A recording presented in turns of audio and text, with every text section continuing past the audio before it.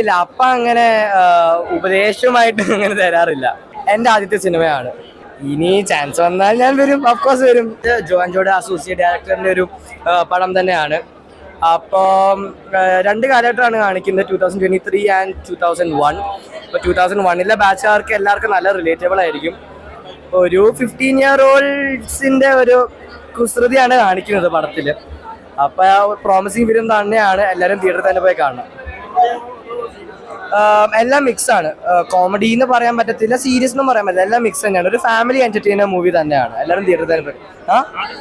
എന്റെ ആദ്യത്തെ സിനിമയാണ്. ഇനി ചാൻസ് വന്നാൽ ഞാൻ വരും, ഓഫ്കോഴ്സ് വരും.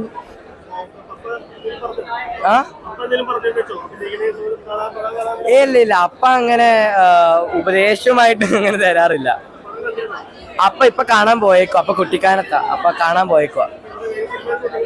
ആ ഷൂട്ടിങ്ങിലാണ്, പുതിയൊരു സിനിമയുടെ ഷൂട്ടിങ്. അതിനെ പറ്റിയൊന്നും പറയാൻ പറ്റത്തില്ല. എന്തോ ഇല്ല, അപ്പൊ പറഞ്ഞു നീ നിന്റെ സൈഡിൽ അഭിനയിക്കാനേ പറഞ്ഞിട്ടുള്ളൂ, അല്ലാണ്ട് വേറെ ഉപദേശമായിട്ടൊന്നും തന്നിട്ടില്ല.